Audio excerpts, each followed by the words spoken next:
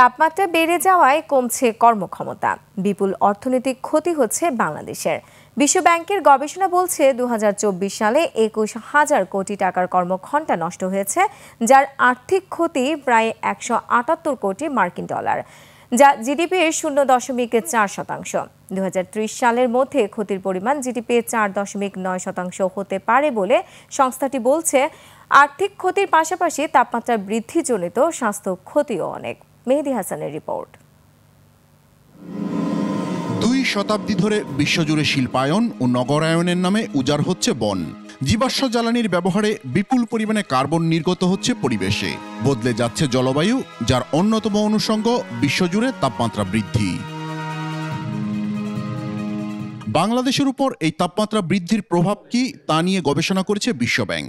সংস্থাটি বলছে ১৯৮০ থেকে ২০২৩ সাল পর্যন্ত দেশের তাপমাত্রা বেড়েছে ১.১ ডিগ্রি সেলসিয়াস, অনুভূত তাপমাত্রা বেড়েছে ৪.৫ ডিগ্রি সেলসিয়াস। আর তাপমাত্রা বৃদ্ধির কারণে ২০২৪ সালেই বাংলাদেশের ২১,০০০ কোটি টাকার কর্মঘণ্টা নষ্ট হয়েছে। For Bangladesh, which shows that climate change can really have an impact on GDP by nearly 7% by 2050 if nothing is being done. প্রতিবেদনে বলা হয়, এখনই উদ্যোগ না নিলে পরিস্থিতি নিয়ন্ত্রণের বাইরে চলে যাবে। ২০৩০ সাল নাগাদ জিডিপির ৪.৯% ক্ষতি হতে পারে বাংলাদেশের। এজন্য তাপপ্রবাহ মোকাবেলায় জাতীয় প্রস্তুতি জোরদার করা, স্বাস্থ্যখাত প্রস্তুত করা, প্রতিরোধমূলক প্রযুক্তি ব্যবহার, আবহাওয়া তথ্য ব্যবস্থাপনা এবং আন্তর্জাতিক সহযোগিতা জোরদার করার পরামর্শ বিশ্বব্যাংকের। তবে পরিবেশ উপদেষ্টা বলছেন, স্বার্থান্বেষী মহলের কারণে কোনো পরিবেশ বান্ধব উদ্যোগ সফল হয় না।